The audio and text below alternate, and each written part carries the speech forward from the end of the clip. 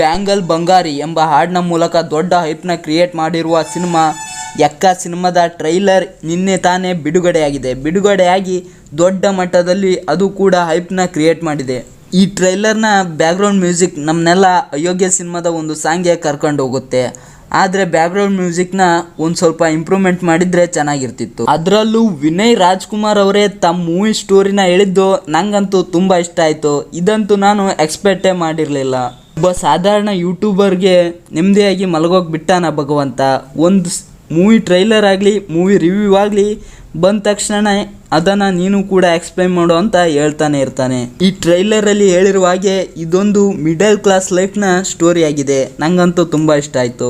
ಎಲ್ಲರೂ ಕೆಲಸಕ್ಕಾಗಿ ದೊಡ್ಡ ಸಿಟಿ ನಮ್ಮ ರಾಜಧಾನಿ ಬೆಂಗಳೂರಿಗೆ ಬರೋ ಹಾಗೆ ಮುತ್ತು ಅವರು ಕೂಡ ಈ ಸಿನಿಮಾದಲ್ಲಿ ಬೆಂಗಳೂರಿಗೆ ಬಂದರು. ಹೊಸ ಜಾಗ, ಹೊಸ ಜನ ಮತ್ತು ಹೊಸ ಕಷ್ಟ. ಹೊಸ ಜಾಗದ ಜೊತೆ ಅಡ್ಜಸ್ಟ್ ಆಗೋಕ್ಕೆ ತುಂಬ ಸಮಯ ಬೇಕು. ಅದೇ ರೀತಿ ಕಷ್ಟಗಳು ಏನು ನಮ್ಮ ಮಿಡಲ್ ಕ್ಲಾಸ್ ಲೈಫೇ ಹೊಸದೇನಲ್ಲ.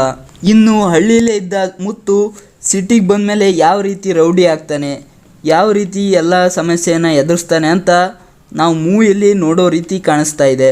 ಚಿಕ್ಕೆರೆಯಿಂದ ದೊಡ್ಡ ನದಿಯನ್ನು ಅಂಡರ್ ವರ್ಲ್ಡ್ಗೆ ಮುತ್ತು ಅವರು ಬಂದರು ಅನಿಸುತ್ತೆ. ಇದಿಷ್ಟು ಯಕ್ಕ ಸಿನಿಮಾದ ಟ್ರೈಲರ್ ರಿವ್ಯೂ. ಕನ್ನಡದ ಎಲ್ಲ ಸಿನಿಮಾಗಳ ರಿವ್ಯೂ ಕೂಡ ಬರುತ್ತೆ ಮತ್ತು ಟ್ರೈಲರ್ ರಿವ್ಯೂ ಕೂಡ ಬರುತ್ತೆ. ಎಲ್ಲ ಕನ್ನಡ ಸಿನಿಮಾದ ಇನ್ಫಾರ್ಮೇಷನ್ ಕೂಡ ಬರುತ್ತೆ. ಅದಕ್ಕಾಗಿ ಈ ಚಾನಲ್ನ ಸಬ್ಸ್ಕ್ರೈಬ್ ಮಾಡಿಕೊಂಡು ಸಪೋರ್ಟ್ ಮಾಡಿ. ದಯವಿಟ್ಟು ಸಬ್ಸ್ಕ್ರೈಬ್ ಮಾಡ್ಕೊಳ್ಳಿ.